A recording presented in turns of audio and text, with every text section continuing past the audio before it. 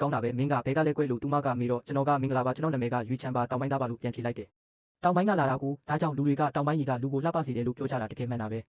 အားနာမနေပါနဲ့ကွယ်မိသားစုအိမ်ရမှာလဲလူငယ်တွေတိတ်မရှိဘူးမင်းတို့လင်းမယားနှစ်ယောက်အားရင်ငါတို့အိမ်ကိုလာလဲကြလေမင်းအမကြီးတက်မဟာမှုကတော့နဲ့အရင်သွားနဲ့ငါရှောင်ဆုံးနဲ့စကားနည်းနည်းပြောလိုက်အောင်မယ်လို့ပြောလာတယ်ဒီစကားလဲကြားရောကျွန်တော်လဲထက်ညင်းဖို့အကြောင်းမရှိတော့တာနဲ့တက်မဟာမှုကတော့နောက်ကိုအသားတကြီးပဲလိုက်သွားခဲ့ရတော့တယ်အဲ့ဒီနောက်သူမကစုံချင်ဟွန်ကိုနင်းကိစ္စကိုဒီနေ့ကင်းစခန်းကပြန်လာတဲ့ကောင်လေးတွေစီကနေငါမေးပြီးနင်းဘယ်လိုဆက်လုပ်ဖို့စဉ်းစားထားလဲနင်းကလေငါငငယ်လေးကလေးကကြီးလာတာကိုမြင်ခဲ့ရတဲ့ကလေးပါလွန်ခဲ့တဲ့2နှစ်ကနင်းလက်ထက်ခွင့်တင်တော့ကဆိုငါကစိတ်ပူပေးစရာမလိုတော့ဘူးလို့ထင်နေတာအခုကြမှဒီလိုကိစ္စတွေထွက်လာရတယ်လို့ဒီနေ့ဘသူကများသတင်းဖြန့်လိုက်လဲမသိပါဘူးတဲကန်နာရတဲ့ကနေယောက်ျားတစ်ယောက်ပေါ်လာပြီးနင်းကိုကွာရှင်းဖို့လာတယ်ဆိုတာကိုတစ်စခန်းလုံးသိကုန်ကြပြီးဒါတေချာပေါက်ရှစ်လျံဆိုတဲ့ပါဇက်ဖွာတဲ့ကောင်ပဲဖြစ်ရမယ်တကယ်တော့ရှစ်လျံမပြောရင်လည်းတခြားသူတွေကပြောကြမှာပါပဲလေဒီသတင်းပြန်လာဖို့ကအစောနဲ့အနောက်မရှိတာကိုစကားလေးပါလေးပြောပါအောင်ဘာလို့တခုံးမှမဟာပဲငြိမ်နေရတာလဲနင်းတကယ်ပဲကွာရှင်းဖို့စဉ်းစားထားတာလ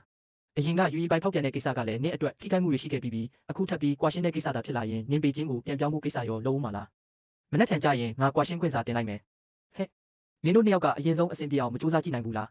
ဒီနေ့အိမ်သားနားမှာဟိုကောင်လေးတွေပြောနေတာငါကြားလိုက်တယ်နင်းတို့မိသားစုနှစ်ဖက်စလုံးကနင်းကိုအဲ့ဒီကောင်လေးနဲ့တန်ရောစင်ဖြစ်အောင်နေစီချင်နေကြတာဆိုသူကတက္ကသိုလ်ကျောင်းသားတစ်ယောက်အနေနဲ့ဘာမှမသိပဲအိမ်အောင်ဒီယောက်ျားကြီးဖြစ်သွားရှာတာလို့စက်တိုက်ပြောနေပါတော့တ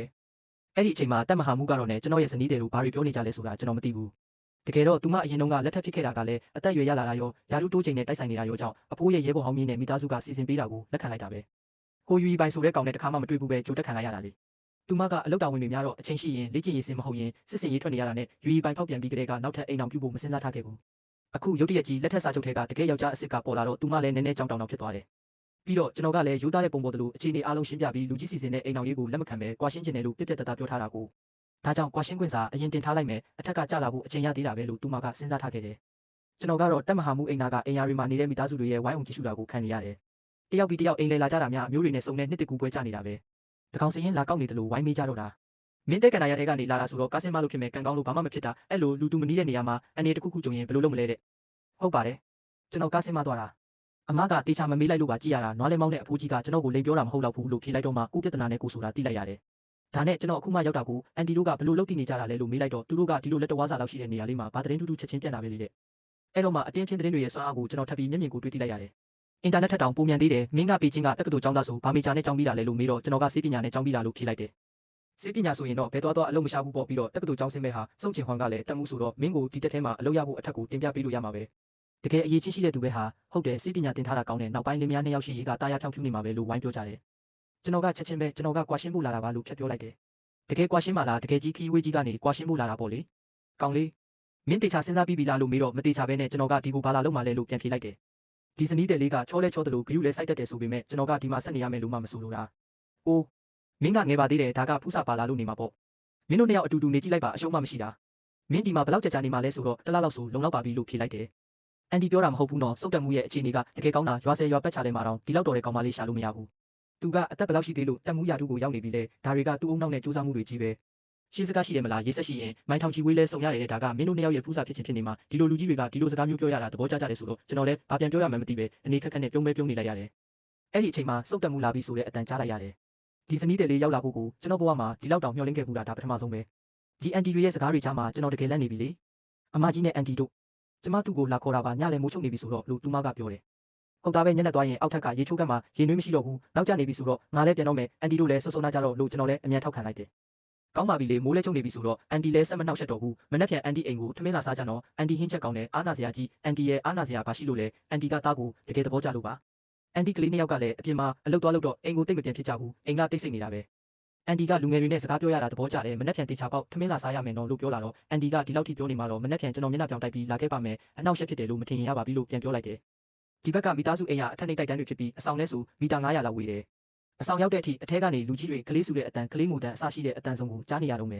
စုံချင်ဟွန်ကကျွန်တော်ကိုအပေါ်ထက်ထိလိုက်ပို့ပေးတယ်ငါပြန်တော့မယ်မင်းတခုခုလို့ရင်မနှက်ပြန်မှာပြောတော့အောက်ထက်ကရေနွေးက9နာရီဆိုကုန်ပြီးရေချိုးချင်ရင်စောစောသွားချိုးလို့မှာတယ်ကျွန်တော်ကလည်းတိပြီးဖြစ်ကြောင်းပြန်ဖြေလိုက်တယ်ဒီနေ့တဲကန်နာရထဲမှာလမ်းလျှောက်လာရတာအတော်ကြာတော့ချွေးတွေလည်းရွှဲနေပြီးညဘက်ကျတော့လည်းအပူချိန်ကရုတ်တရက်ကျသွားတယ်ကျွန်တော်ခီးဆောင်အိတ်ထဲကအဝတ်စားတွေထုတ်စလုံးတစ်လုံးကင်ပြီးအောက်ထက်ကိုဆင်းလာခဲ့တယ်လမ်းမှာဖြတ်သွားတဲ့သူတချို့ရှိပေမဲ့ရေချိုးခန်းသွားတဲ့သူကတော့နည်းတယ်ချိုးမဲ့သူတွေကအစောကြီးကလေးကချိုးပြီးလောက်ပြီလေလူမရှိလေပူကောင်းလေပဲလူတွေရှိမှအဝတ်စားမပါပဲရက်မနေရတာဘယ်လောက်တောင်ကြာပြီလဲအရင်တုန်းကပေချင်းမှာကြောင်းတက်တုန်းကဆိုပတ်စံနည်းနည်းရှာနိုင်တာနဲ့အဆောင်ကနေထွက်ပြီးအိမ်သွားငှားနေတာလေကိုပိုင်အိမ်သားနဲ့တီးတက်နေရလေးရှိတာဘယ်လောက်စိန်ကြလဲ ကျွန်တော်ကစေပညာကျောင်းသားဆိုတော့အားရင်နေလောင်ခံခရင်တွေဒဏ်ကြေးစေးစီတွေကိုသူတည်တနာလုပ်ရတာဝါသနာပါတယ်ကျွန်တော်ကရုပ်ချောပြီးလူချစ်လူခင်ပုံများတော့ပေချင်းမာတော့ကလူတွေကကျွန်တော်အသားရည်ကောင်းတာကိုချီးကျူးရင်နေလောင်ခံခရင်မြန်ရဲ့အရေးပါပုံကိုရှင်းပြတတ်တယ်ထိခိုက်ဒဏ်ရာရတဲ့သူတွေကျွန်တော်စေးစီသုံးပြီးတက်တာသွားရင်တဆင့်စကားနဲ့နာမည်ကြီးလာပြီးနေလောင်ခံခရင်မြန်နဲ့စေးစီလာဝယ်တဲ့သူတွေများလုံးလို့ပတ်စံအများကြီးရှာနိုင်ခဲ့တာကျွန်တော်ရေချိုးခန်းစီကိုဖြည်းဖြည်းချင်းရှောက်လာတော့အထက်ကနေစစ်သားတချို့ထွက်လာတာကိုတွေ့တယ်မသိပေမဲ့သူတို့ကကျွန်တော်ကိုခင်ခင်မင်မင်နဲ့နှုတ်ဆက်ကြတယ်ကောင်းလေးရေ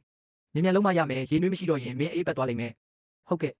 ကျေးဇူးပါပဲလို့ပြန်ဖြေလိုက်တယ်အဲ့ဒီလူတွေကစုံတက်မှုရဲ့အမျိုးသားတစ်ကတကယ်ကိုရုပ်ချောတာပဲလို့ပြောသွားကြသေးတယ်ကျွန်တော်လည်းခြေလန်းခတ်တွတ်ရှောက်ရင်အခန်းထဲမှာပဲရေနွေးနဲ့ယူပြီးကိုယ့်ဘာသာကိုတန့်စင်ဖို့နီးလန့်ရှာရမယ်လို့တွေးနေမိတ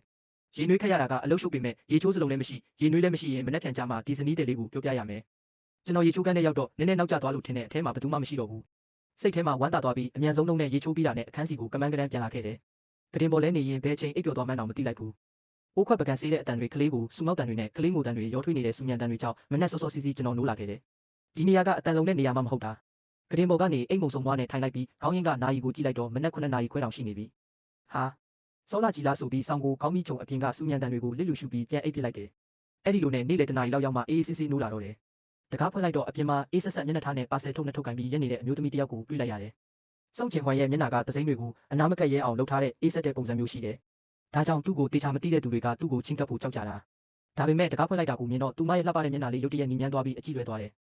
်မနှက်စာမစားရသေးဘူးမလားတဲ့ကျွန်တော်လည်းကိုနည်းနည်းစောင်းပေးပြီးသူမကိုအထဲဝင်ဖို့အချက်ပြလိုက်တယ်အခုမှထားတာကျွန်တော်အပြင်သွားပြီးသွားအရင်တိုက်လိုက်အောင်မယ်ဆိုပြီးအခန်းပြင်ထွက်အထက်ရဲ့အဆုံးကအင်တာပြင်ပန်းရေကန်စီကိုသွားလိုက်တယ်အခန်းထဲမှာကိုပိုင်ရေချိုးခန်းအင်တာမရှိတာကတကယ်ကိုအလုပ်ရှုပ်တာပဲ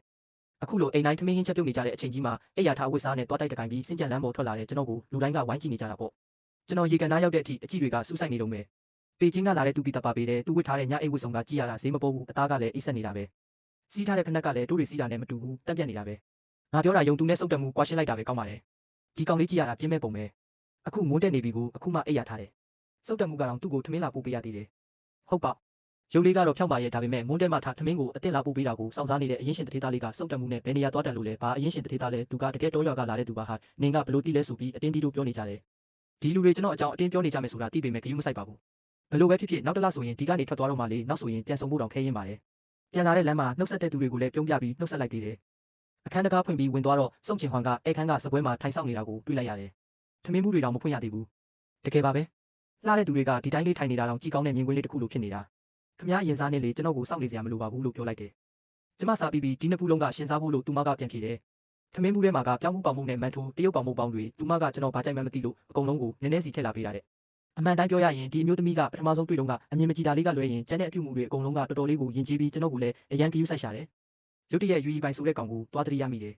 ယ်အဲ့ဒီအချီဦးကောင်ကရွာဆင်းလာတဲ့ပညာတတ်ကောင်မလေးကိုမှကြိုက်နေကြတာလေနှစ်ယောက်သားချစ်ကြိုက်နေကြတာဆိုရင်တော့ထားလိုက်ပါတော့အဲ့ဒီကောင်မလေးကဆင်းရဲမခံခြင်းလို့ရွာသူကြီးသားကိုတမင်းမျိုးဆွဲပြီးအိမ်ကနေစားစရာတွေခိုးထုတ်လာခိုင်းတာအဲ့ဒါတော့မကသေးဘူးသူများတွေလက်ထပ်ပြီးသွားတာကိုတော့ဆက်ပြီးပတ်သက်နေလို့ပိုက်ကြီးသွားခဲ့တယ်ပြီးတော့ယူရီပိုင်ရဲ့ကလေးပါဆိုပြီးအကြက်ကင်ကနှစ်ယောက်သားရေထဲခုံချတက်တည်သွားခဲ့ကြတာဒီခေတ်ကကောင်လေးတွေကလှည့်စားရတာအရန်လွယ်တာပဲလို့တွေးမိတယ်ယူရီပိုင်တာဒီလိုပြဿနာတွေမရှာဘဲစုံချင်ဟွန်းနေတာအေးစစ်စစ်ပေါင်းတင်သွားမယ်ဆိုရင်သူ့ရှေ့ရေးကတော်တော်လေးကောင်းနေမှာဒီလောက်အများကြီးကျွန်တော်မကုန်ဘူးခင်ဗျားလည်းနည်းနည်းကူစားပါဦးပို့သွားရင်နှမျောစရာကြီးလို့ပြောလိုက်တယ်သူမကဒီလောက်နဲ့ဘိုက်ဝါပါမလားတဲ့ဝါတာပေါ့အဓိကကျွန်တော်ကဂျုံနဲ့လုပ်တဲ့အစားအစာတွေကိုမကြိုက်တာလေထမင်းဖြူနဲ့ဟင်းကြော်တာဆိုရင်ပကံလုံးကြီးနှလုံးလောက်တော့အေးဆေးပြောင်းတယ်ကျွန်တော်ကဂျုံမုတ်တစ်ဝက်လောက်ကိုဖြည်းဖြည်းချင်းပဲစားနေလိုက်တယ်ယူချန်ကစားတော့တာအရန်ရင်ကြီးတာပဲတက်ထဲကစစ်သားကြီးတွေနဲ့တခြားစီပဲလို့သူမတွေးနေလောက်တယ်တကယ်တော့ကျွန်တော်စားတဲ့နှုံကမနေပါဘူးကိုမကြိုက်တဲ့အစားအစာဖြစ်နေလို့နေသွားတာပါကျမပဲဆေးလိုက်ပါမယ်မင်းပါရီလိုသေးလဲငါသွားဝယ်ပေးမယ်ဆိုပြီးသူမကဝင်ပြောတယ်ခီးဝေးကလာရတဲ့သူဆိုတော့ပိုးပြီးဂယူးဆိုင်ပေးချင်နေပုံပဲကျွန်တော်လည်းအားရနာပေမဲ့ပကံကိုအတင်းလူမစေးတော့ပါဘူးကျွန်တော်ကအလုပ်လုပ်တတ်တဲ့သူမှမဟုတ်တာကုလုပ်ပေးမဲ့သူရှိရင်လည်းစိန်ခံနေလိုက်မှာပဲဒီကိစ္စမျိုးမှာတော့ကျွန်တော်မျက်နှာကတော်တော်လေးပြောင်းပါတယ်ကျွန်တော်ကလူများတဲ့ရေချိုးခန်းတွေမှာတွားချိုးရတာကိုတိတ်ကျင့်မဖြစ်လို့အခန်းထဲမှာပဲရေနွေးတီးပြီးချိုးချင်တယ်ရေချိုးစလုံးရဲ့ရေနွေးတီးဖို့အိုးရည်လိုတယ်အော်မိဖို့လည်းမရှိဘူးပဲဒီလောက်ထိအလုပ်ရှုံမှန်းမထင်ထားဘူးမိပါကိုယ်တိုင်ကိုရတော့မှလားပေချင်းမှာအိမ်ကားနေတော့က gas အိုးတွေတောင်တုံးနေပြီလေဒီရောက်မှလူတွေအကုန်လုံးကကြောင်မီသွေးကဲမိဖို့တွေကိုတုံးနေကြတာကျွန်တော်ကအဲ့ဒါတွေမလုပ်ချင်ဘူးလုပ်လည်းမလုပ်တတ်တယ်လို့တင်လည်းမတင်ချင်ဘူးငါမိဖို့တခုတွားချပေးပါမယ်လို့သူမကပြန်ဖြေတယ်ရေချိုးခန်းမှာတွားမချိုးချင်တဲ့သူလည်းရှိသေးတာကိုပါလို့သူမတွေးနေလောက်တယ်ပေချင်းကကျွန်တော်ငားနေတဲ့အခန်းလေးကိုတော်တော်လွမ်းသွားပြီအခန်းကသေးပေမဲ့အဆုံရှိတယ်အဝိစားတောင်ကိုယ်တိုင်လျှော်စရာမလိုဘူးပေချင်းမှာပတ်စံနည်းနည်းရှာနိုင်တော့ကစားတော့တာရဲ့စုတာရဲ့ကလွဲရင်ကြံသားကိုစိန်ခံဖို့ကြီးပဲတုံးခဲ့တာအဲ့ဒီအချိန်တွေကိုတကယ်လွမ်းတယ်ဖရားကြီးအစိုးကြီးတာလက်ပြေးရရင်ကောင်းမယ်အိမ်ပြန်ပြီးအေးစစ်စစ်လဲနေရရင်တော့မှအမေနဲ့အဖေကဆေးကြောင်းပြီးလာတဲ့သားကိုအလိုလိုက်အောင်မှကျွန်တော်ကောင်းကောင်းလေးအနားယူချင်နေပြီးနည်းနည်းလေးတောင်အပင်ပန်းမခံနိုင်တော့ဘူးခမည်းကွာရှင်းခွင့်စာတင်ပြီးပြီလားလို့မေးလိုက်တယ်မနက်ကတင်လိုက်ပြီးအချိန်နည်းနည်းတော့စောင့်ရလောက်တ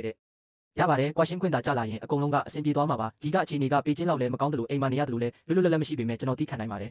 ကျွန်တော်ကဘယ်နေရာရောက်နေတတ်ပါတယ် ဟိုလေ ကျွန်တော်မှာအကြံတစ်ခုရှိလို့ပြောပြလို့ရမလား